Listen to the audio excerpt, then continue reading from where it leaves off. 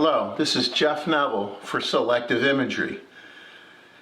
As you saw, the title of this video is The Joy of Video. I say that sarcastically because personally I think video is a real pain in the... Notice how this is crumpled? This is take two. Use the first letter of the alphabet, you'll get where I'm coming from. The reason I say that is stabilization. What a pain in the neck.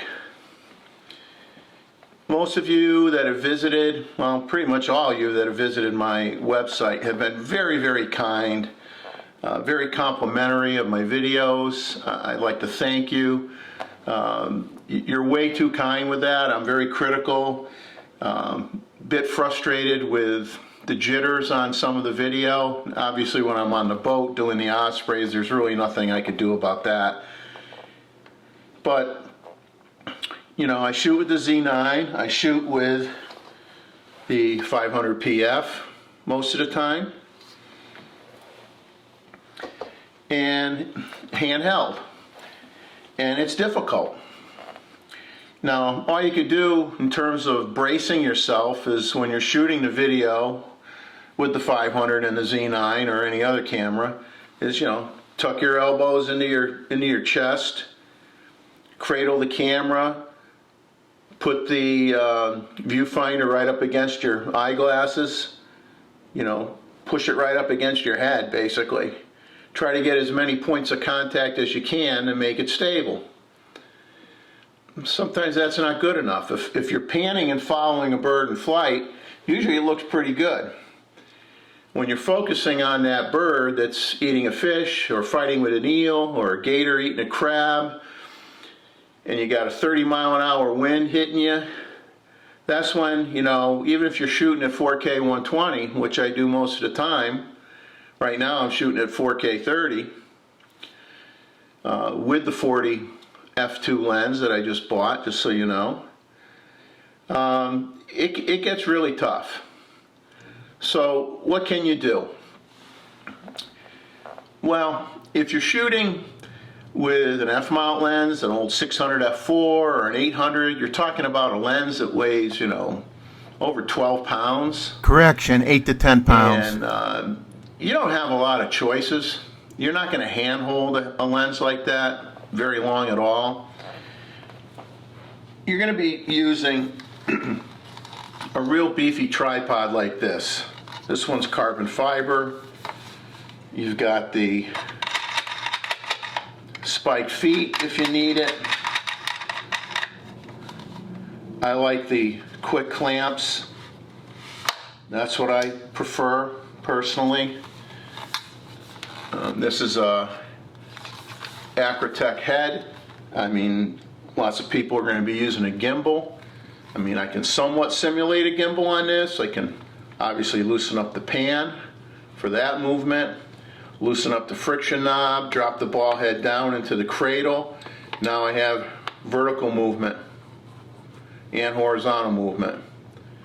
Works pretty darn good. But for what I do, using a 500, it's all about portability, being able to move around quickly, being able to react quickly. Some birds are on the shore, some birds are flying at me, some are over my head, some are in the trees, some I have to walk to. Oh, they landed way over there.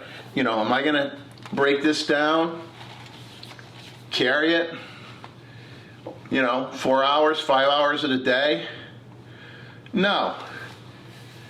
If I was shooting an eagle, I'm up in the mountains, or I'm doing landscape photography, early morning landscape photography, no brainer. This is what I got. This is what I'm going to use. Shooting an eagle flying into a nest, plan to be there a good part of the day. I'm going to either use this or I'm going to put a gimbal head on this. Perfect choice. Like I said, it's a no-brainer. But for what I do most of the time, not really going to work. So what else do you do? And this is assuming you know you're using IBIS, you got everything set up on your camera right. it still can be jittery. Like I said, if you're holding the camera, you could hold it as tight against you as you want and jab yourself with your elbows, do everything right. You got a 30-mile-an-hour wind, you're going to get some movement. Now, you can use a monopod. This monopod's probably 30 years old. This is the twist lock version. This extends to 59 inches. Now, 59 inches, I'm 6'2", 59 inches, throw the camera body on top. It's at the perfect height, and that's if I'm holding it straight up and down. Now, I could get, put my Acrotech on here, or, get a tilt head, get a fluid head, get a gimbal head, whatever I want. I'm not going to be using this for that. I'm going to put a golf ball on top, and as I get older, I'm going to use it as my photo cane. It's just not long enough. Now you're going to say, well, what do you mean it's not long enough? You just said it goes to your eye level. Well, if I'm shooting on a bank, I want to angle the foot into the ground. As soon as I do that, okay, I'm losing that height. I need something longer. Now, I'll put in a separate video, but what I decided to do that I think is going to work 75% of the time for my real life shooting, at least I'm praying that it will, for video, as well as stills, is I bought one of those video-centric monopods. And you can go on YouTube, you can see, professional wildlife photographers. A lot of them are using these video monopods that have the 3 feet at the bottom, have friction adjustment, what have you. I looked at the Manfrotto, which is a great video monopod with a fluid head, so on and so forth. Hudson Henry will say, oh, you don't need that. Just use a regular monopod with a tilt leg. Correction, tilt head. With this end, you can, move it around easy enough, and there's some truth in that. But I decided to order what they call an iFootage Cobra 2. It has the 3 feet at the bottom, but unlike the Manfrotto, what you could do with this, you could fold the feet up, and then you end up with a leg extension that looks like this. So if I'm using it on the beach, some people had issues where sand got in the feet on the Manfrotto and it got grindy and whatnot. Well, with this one, I fold the feet up. I'll have this extension with this type of tip. I could stick this in the sand. I don't have to worry about it damaging the tripod. Correction, monopod. Number one, you can take the bottom off, use it as a table tripod or something that you set on the grass for real low shots. So I'm going to show you that when I get it. I should get it within 24 hours, and I'll add it to this video. But I'm hoping that that's going to be my go-to, because I'm going to get a gimbal head to go on it. So I feel I'll have the great flexibility with that, shooting video, very good control of the camera, panning up and down, the stability, and the portability. I'll be able to take that monopod, just sling it over like this, and the camera will be across my back, and I could walk around different locations. I could go through the woods with it. If I'm in a tight spot, you can't beat a monopod because of its size. So can't wait to show you that. Now, what else can you do? Well, when the Z9 came out, I knew I'd be waiting a while for it. I was fortunate. I got it fairly quickly. But I said, well, I'm going to buy some stuff for it while I'm waiting for the camera.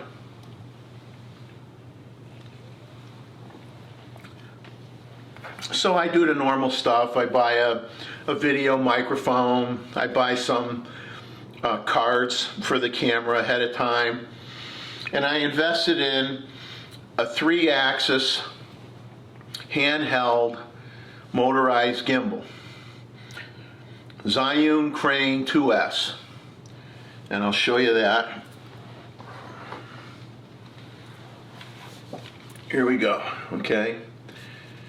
It has attachable tripod legs that you can take off, and you can mount this on a monopod if you wanted to. I could have used that the other day. I was doing some filming the other day on the beach, and basically I thought I was going to have the need to be moving around a lot, so I brought this unit, and I ended up standing in one spot. I had people all around me, and even though I bought this extra optional grip, which I highly recommend, it's like 80 bucks, you stand there for 45 minutes with a Z9 and a 28 to 70 F mount with a F to Z adapter on it. You're getting a little tired, and if I had took this tripod leg off and put my monopod on there, the one I just showed you, I could have stuck that in the sand, and that would have been great, but I wasn't expecting that I wasn't going to be moving around much. Now this unit's really nice. You got 3 motors. You got the motor at the base, for your panning action. You got this motor right here, which is for your roll feature. And you've got this motor over here, which is for your tilt, up and down. And depending on what mode you set this up for, because you have a little display, which probably I won't be able to see, but you have a display. I'll put some still pictures into that. And you have a camera connector that goes into the Z9 in the USB-C port, and this will control from this front handle. I can control my f-stop, my shutter speed, my ISO, and exposure compensation. And I can turn my record on and off. Now, this retails for like $600 without this handle. Like I said, I bought this like a week ago for 80 bucks. Is it worth it? Am I going to use it a lot? Quality-wise, it's really worth it. The only modification I did was I bought a Falcam quick release unit so I could slide my camera in, push the button, slide my camera out. What comes with the Crane is something where you got to mount the camera to this sliding base, and you can't disconnect it from it. It's basically hard mounted. And I wanted to be able to take the camera off if I wanted to do some still photography and slide it back in, knowing that I would still have everything in balance. And the Falcam came with a bottom plate, but the bottom plate didn't work out well. There's a pin stop on here, so this sliding plate, as you're moving the camera to balance it, can't fall off, can't slide out of the grooves and land on the ground with your camera. And the plate that came with this quick release wasn't machined to pick up on that pin. It wasn't going to work, so I kind of like took parts from both and made it to what I wanted.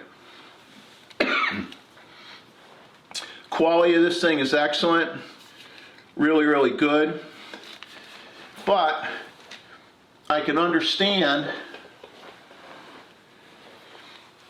there's some limitations. If you don't, you have different, it'll do like an auto-tune function, but sometimes, if you're adjusting the camera down and one of the motors starts to vibrate, that vibration will show in the video really, really bad, and I did have that happen. You can customize the strength of the motor settings, low, medium, or high, depending on the weight of your rig. Now that'll hold 7 pounds. And when I originally bought it, silly me, not knowing really anything about these things, I'm saying, well, the 500 PF with the Z9 weighs less than 7 pounds. So I said, oh, that'll work fine. No, it doesn't work fine. Basically, with any of these units, when you put your lens on here, and if you've got a zoom lens, I'll just make up a lens. Let's say you had a 50 to 100. You want to adjust it for the middle range, so you adjust it for 75. That way when you balance it and you're zooming it to 50 or you're zooming it to 100, it's still relatively balanced. You don't want to balance a zoom lens on here at either extreme of the setting, or it's going to cause problems. And if you don't balance well, what happens is the motor's going to be fighting just to keep everything level in its natural state. When you're holding it perfectly level, because it's not balanced, it's working those motors all the time, and you don't want that. You got to really spend the time to balance everything right. Now the problem with putting a 500 on here, not like it doesn't fit, but if I had this axis, okay, put the body on here, it's going to tilt down because of the weight of the lens. Well, the only way to balance it is you have to move this plate in this direction. Well, your camera body, with the 500 being so big, you can't move as far, there's not enough travel. You can't move it far enough back to balance it. You're going to hit the motor hub here. So this is not meant for long lenses. This is meant, like I said, I got the 24 to 70 that I used on it. I don't know if I would try the 24 to 120. I might. So it's really meant for doing that B footage where you're walking, you're filming while you're walking, you're showing the area around you. Granted, you know, you shoot in DX mode, you put on the 2.3 times crop. You set your lens, your 24 to 70, you know, extend it out to 70, and you know, you could get some shots of the birds along the bank, along the shore. They're going to be big enough. But for the most part, I realize that that's really not ideally what that system is for. It's really for capturing the environment more. Like if I put the 40 millimeter on there, it would be perfect. So I'll have some video clips of me using it with the 24 to 70. And now one problem with this, and I keep picking it up and putting it down, is this rear motor on this bracket, which is for your roll, blocks your viewfinder. Now, when on YouTube, guy was talking about it, same problem with the previous model. You could move this down lower, but if you do that, this plate is going to be lower. You're going to have to move it up, and it may or may not affect your adjustment range and your balancing depending on what lens you're going to put on it. So I don't know if I'm going to jump and try to modify it or not. But now you see, you know, because of that, I say, oh, now I see why people go and they do all these attachments.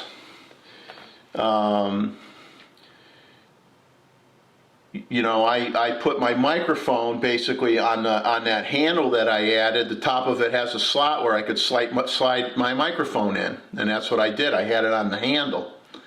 If I put it at the top of the camera, if I tilted the camera, the microphone's going to hit the unit. It's not going to travel as far. So all this stuff has pros and cons.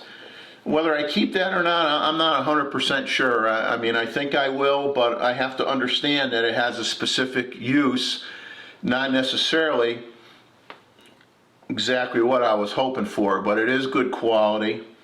The battery life is like, well, PC Magazine said it lasted 18 hours. Their spec sheet is 12. It takes 4 hours to charge it. The 3 batteries are in the handle. It's a carbon fiber handle, and it has multiple modes to it, many that I'll never use. Some modes lock some of the axes. I mean, I'm really just looking for something like I could twist the handle and make it pan as I twist it. Horizon shot, keeps everything level. There's a button that you can manually adjust your tilt or your pan. Not going to use the roll function much. I'm not going to be get that skateboarder to be upside down and doing all this fancy stuff that a lot of people do, and it's really cool, but I'm doing birds and stuff. I'm not doing action shots of people on rollerblades and skateboards and things of that nature. It weighs 4.4 pounds without that little tripod and not including the battery weight, so it becomes hefty when you put a heavy camera on there like a D850 or a Z9, but it can handle 7 pounds, so it can handle it. It's just, you know, you're not going to walk around with it for half the day, let's put it that way. And that's it. You know, it retails for $5.99. I mean, I didn't pay that for it. I got it when B&H had one of their one-day sales. I paid less than half price for it, and that's why I bought it. So for what I paid for it, for me, it's worth hanging on to. But I will talk about that video monopod when I get it, and I will add that to this this video. And until then, we will move forward with some of the subsequent clips and talk again at the end.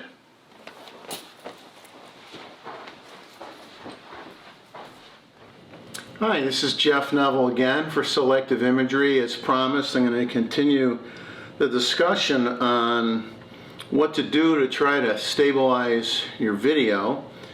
And I went through a lot of stuff, trial and error type of things that I've been through and my viewpoint on things.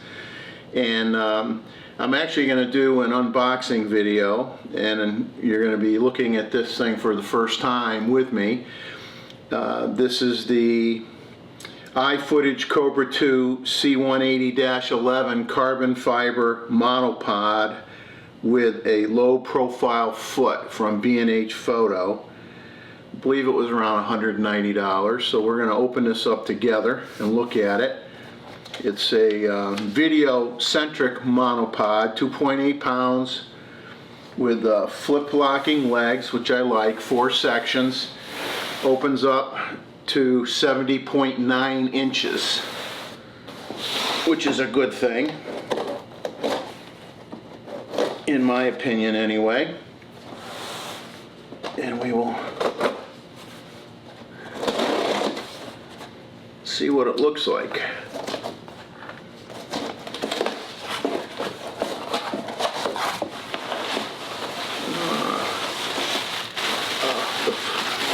The fun stuff. Man, it's like a snake. I have my assistant Grogu here with me from The Mandalorian. Was able to take a break to pay me a visit. Okay, so here is the box.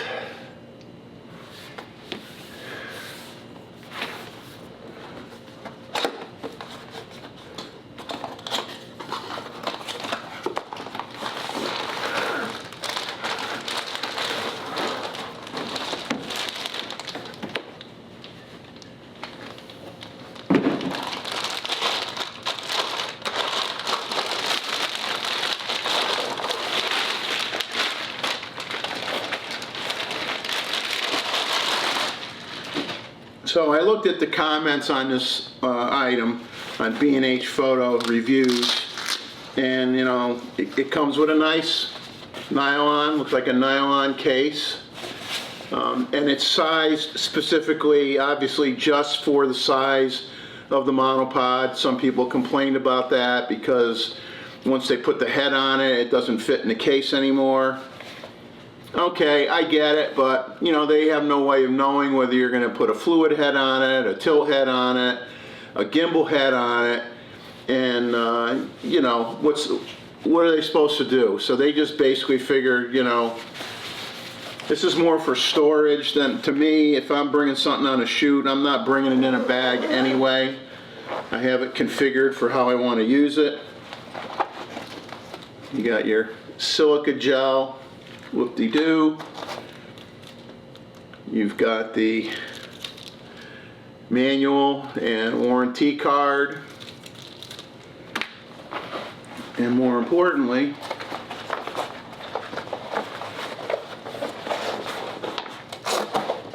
it does have Velcro loops in there to tie this thing down.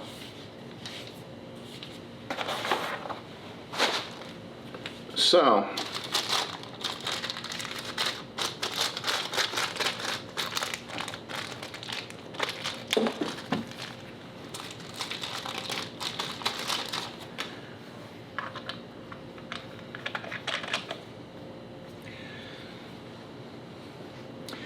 this is what it looks like out of the box. Collapsed, it's 27.8 inches tall. Now, this is the first time I've seen this, so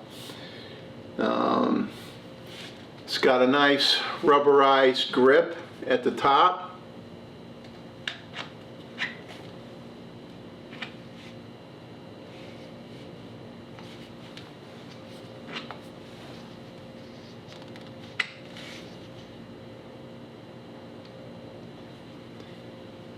Helps to read instructions. It has a rubberized surface here on the top that's going to contact whatever head you put on. It's going to help secure it a little bit better, which is nice. It is carbon fiber. It does have a sliding clamp attachment here with a Allen wrench built in for making adjustments. And like I said, I'm looking at this without any instructions, and each section of the leg does have the rubber on the bottom, so you could put it on a surface. You don't have to use the three legs that come out. And there's a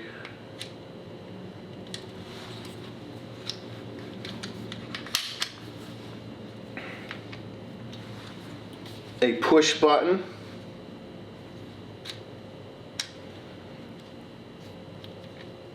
And it looks like the leg, I'm just popping out one for now. You have a push button to release it, and it has two angles that you could set it at.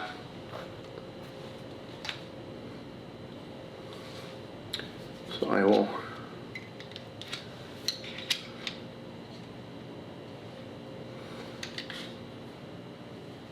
release all of these.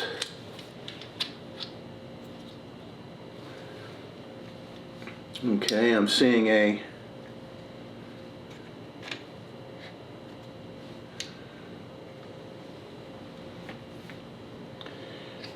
okay, here is a friction knob. It's like a ball head, and it even has a slotted area so that you can lean it down. But you have a friction adjust knob, which is really nice. And like I said, you can use the feet if you need to, and if you don't want to use the feet, you can fold them up. Now I'm gonna stand up here, I think, for the rest of this.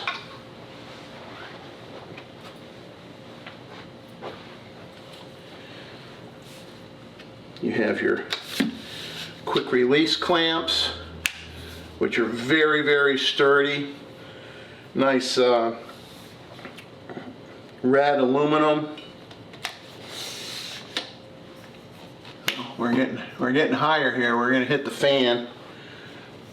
You know what hits the fan, right? So this last one I will Now all I want you to see here is basically the diameter does neck down, which is typical. And they consider this 4-section monopod. You have a good diameter when you get down to the foot. This thing basically does not flex. I mean, I'm sure I can if I want to try to break it, but I don't think I could. So this is the 70.9 inch height.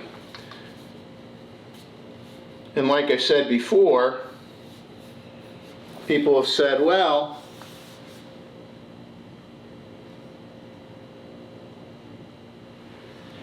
okay, I've balanced it somewhat. I don't have it perfectly straight. I could tell by looking at it, but I'm just adjusting it a little bit here or there. That's fairly straight. Now I just want to make a comment that something people complain about is because it can stand on these 3 legs, they seem to think all of a sudden it's no longer a monopod, now it's a tripod. And some people have actually written in and complained and said, oh, I don't think it's steady enough for me to put my camera on it and take a group photo with my family. It's like, are you people crazy? It's not, it's still a monopod. I don't care if it has the 3 legs on it or not. Pretend it doesn't have any legs on it. It's not meant to be, you know, put your 3-pound camera on here with your long lens, and because, you know, and it's not windy right at the moment, oh, I can just leave it there and run and hit the self timer, get in the picture, and take a picture of the family. It's a monopod, people. Get over it. It's not a tripod. You want to not worry about it tipping over? Use a tripod. What this is going to allow me to do is to be, like I said, more flexible. I'll use the feet when I want to maintain pretty much that straight up and down position. And what's nice is, you know, I can quickly make adjustments to it. I'm going to get a gimbal head to put on this, which I should hopefully have by the end of in a couple days. And I'm not going to do a separate review on that. I'll probably talk about this whole setup once I actually use it out in the field and tell you what I think of it. But my initial impressions is it's made really, really nice. Really, really nice. And when I don't want the feet, I can fold them up. You have to push the release button right here in order to fold them. Now once I do that, I can just use the rubber at the bottom, and I have full range of motion. Like I talked about in an earlier video, I can have it on a bank, I could lean it into the bank, have the camera, you know, adjust the height, you know, get it to where I'm still looking out, have some support, move it around. I think it's going to work out really good. Now the one thing I can already see that I wish it had is like on the cheap tripod I showed you, where you had the hand strap. It would be nice to have a hand strap for this. I don't know if you can buy one separate. I'll have to look into that. But other than that, I mean, it's made exceptionally well. They're really. And the locking action is, I mean, I'm putting a lot of weight on this last locking lever, and it's not moving. So it is locking. If it can support my weight, then, you know, then it's a non-issue. I'll tell you that right now. So that's it. I'll let you know in a future video how it worked out for me once I get the head attached, and we will keep you posted. But it seems to be something to me that's well worth the money. It says Red Dot Award 2017 winner, Design Award 2018, and like I said, DP Review, the gentleman that does the video reviews for them says it's the best video monopod you can buy, and I can see why. I mean, it's built like a tank. Built like a tank. So, until next time, we will see you soon. Okay, back again. Played with it a little bit more after I did the first take. I don't want to start over from the beginning, but there are a couple important things to add on to what I just talked about. Like I said, there's two angles with the feet. So if you make it so the foot is basically almost flat and you loosen the friction knob, then you have, you're going to have weight on the top. You're going to have full range of motion with the feet out. So I think the only time like I'd fold the feet up is if I'm worried about the feet getting damaged, like on a beach or whatever, getting sand in it. But I don't even see that. It has very thick rubber pads on the ends. It's going to sit up off the ground, off the sand. Yeah, I suppose theoretically some sand could get into the joints. And if you're that worried about it, fold the legs up and just use the rubber base. Now, a neat feature of this is there's a locking collar here. If I push down on it, I could take the top plate off. If I push down on the bottom ring, totally separate the extension tubes from the feet. I can then take this top portion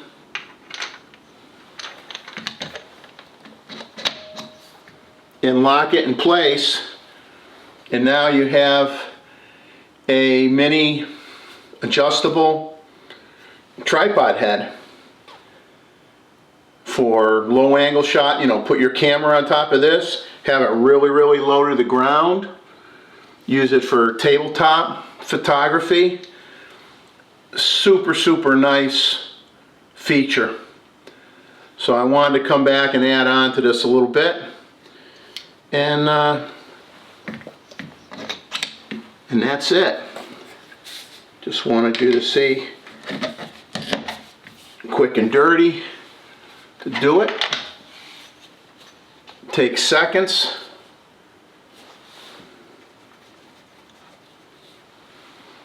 And we're there. Okay, here's going to be a couple views of the Crane 2S that you could see a little bit better. Side view. And this is the rear view. Now, coming up is going to be the sliding rail that your camera is going to sit on with the quick release plate that I added to the existing rail system. Now here's the handle, carbon fiber handle. You got the display at the top, the round button below, toggles up down for tilting, left right for panning. The mode button changes the function of how the unit behaves. The red dot is your power button and your record start button. And then the dial underneath is to get into different modes to adjust different parameters. And then here is the handle removed, showing you where the batteries go. And that's it.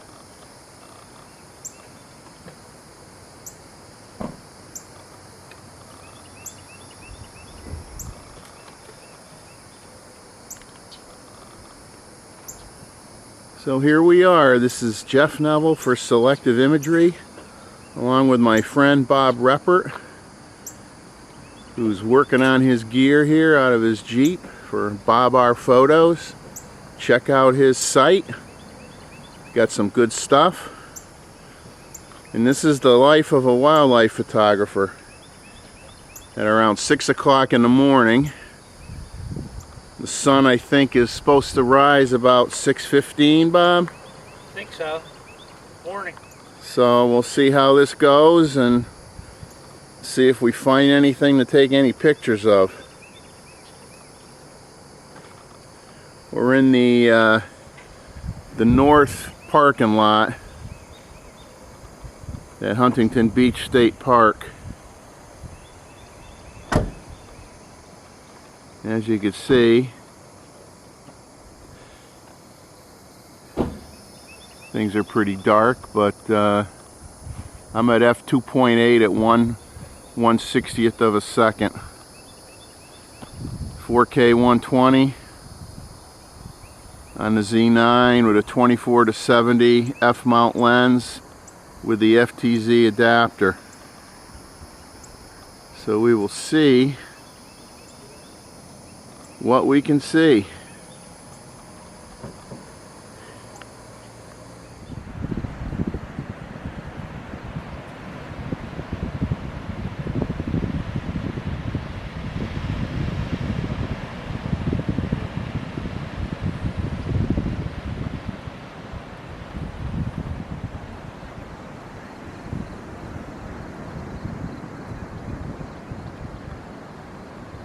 If you look quick, you're going to see this crab crawl up into that hole right in the middle of this sand dune.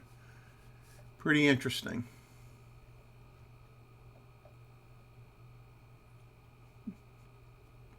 Now I'm going to pan to the left. And what you're going to see is the cage there, and the sign is for loggerhead turtle nesting area. And the guy walking away is a volunteer who checks all the nests for the turtles. So this clip is basically just going to show the panning ability of the crane, you know, how smooth it is. Nothing really more than that. And very effortless, really nice. And you can adjust how smooth it is, or how aggressive it is. There's a lot of adjustments to this device.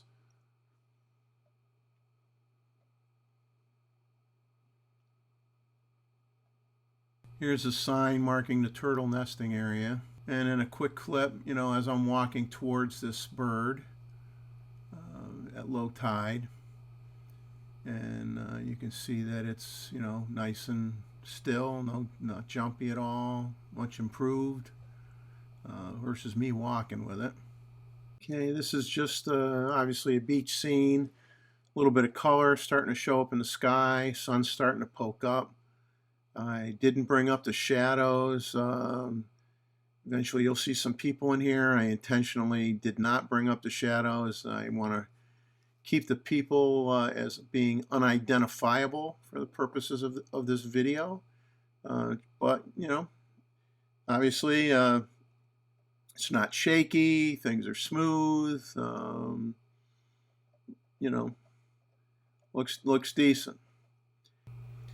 Now in this video clip you can see the ghost crab walking around the sand, and some of the difficulties due to the crane will come out. Well, first off, you're in autofocus full frame mode, and so it's gonna focus on whatever's closest to the lens. So at some point here the crab will not be sharp, and unfortunately with the sun hitting the rear viewfinder, number one, and number two, with the crane mechanicals blocking part of that view of the viewfinder, between those two things, it was very hard to see the crab, you know, from the back of the camera. So I wasn't able to just like tap and reacquire focus easily on the crab because couldn't see it very well. So obviously this is a situation where I can see where somebody would, you know, put on a large monitor off the unit to have a better view of everything, or as mentioned earlier, possibly relocate that motor and lower it so it doesn't block the back, and see how that works. So, you know, I don't want to be too critical of the unit. The unit performs well, and it is what it is. And apparently there's a way of making it not block the viewfinder. I don't know if that sacrifices something else. But obviously another solution is to expend the extra money for a, you know, a monitor screen to, you know, attach off the handle. So that's really your only choices. But, you know, it's easy to pan and follow anything you want to follow. I mean, it is really nice. But I still think it's where it's appropriate here. And of course, I'm using a 24-70 f2.8. Probably in DX mode, so I got the 2.3 crop, and you know, obviously it's still small on in the image. You know, big enough you could tell what it is, but really can't go much larger with the lens, I don't think. I mean, I could try the 24-120 and see if I can balance that out and see how that works, but I may do that down the road. Here we've got the sun starting to come up, poke through, adding a little bit more color in the sky, which is nice. No complaining about that.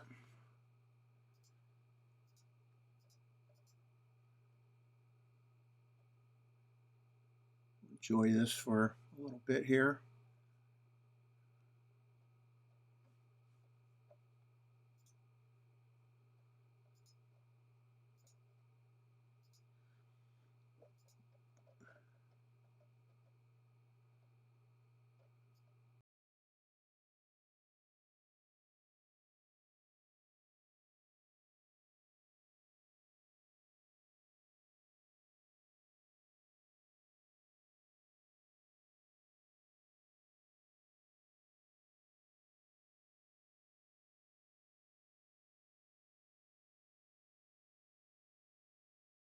Okay, this is just watching this kid walk down the path to head back to the North Beach parking lot. And just going to pan across here quickly. Obviously it's focusing on whatever's closest to the lens.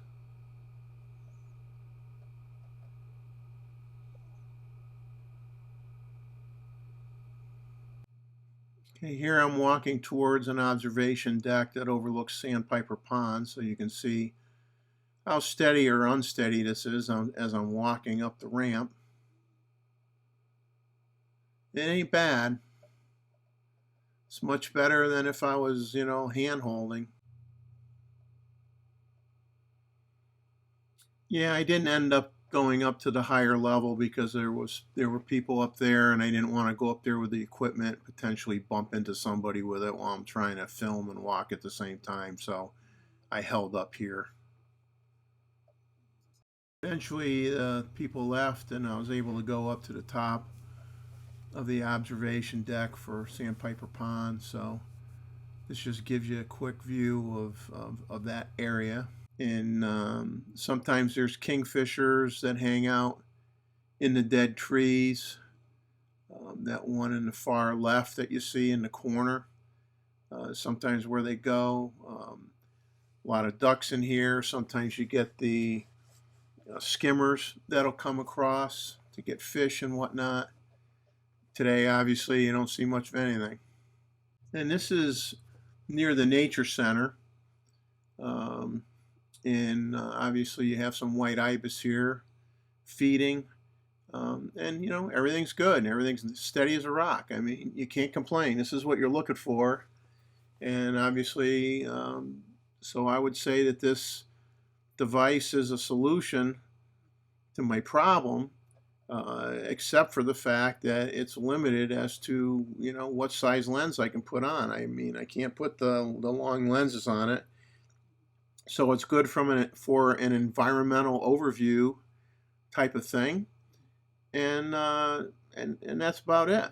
What I'm looking for here is on that signpost on to the right of that bird, that white bird. Lots of times there's a kingfisher there.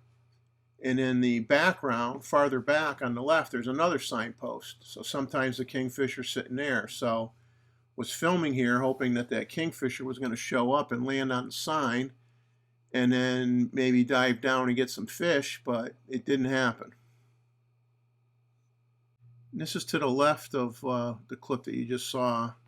Tricolored heron along the bank, just walking around. Takes a little dump here in a second and then just continues to walk around to the other outer edge. And nothing exciting. There weren't too many birds in this area that day.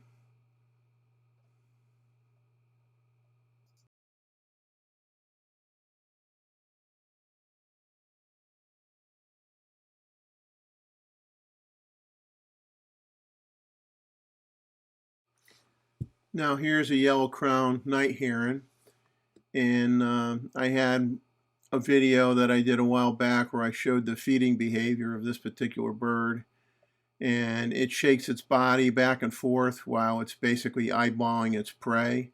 In this case, it's a fiddler crab. I don't have the best angle here. I had about probably 4 photographers to the left of me, so I would have liked to have moved farther to the left to have a better angle, but this was the only angle I could get. And of course, this is purpose of some of these clips is to just show how steady the video is using the Crane 2S. So that's the major thing. But you'll see the bird, you know, behind and head wobbling back and forth, and eventually it will strike and it will get a crab. And this is typical behavior. It's pretty cool to watch. Although sometimes you're like, why is it taking you so long to get that crab? It's probably, you know, right in front of your face, but there's all this rocking back and forth that has to happen first. And here we have a rabbit feeding on some grasses and weeds.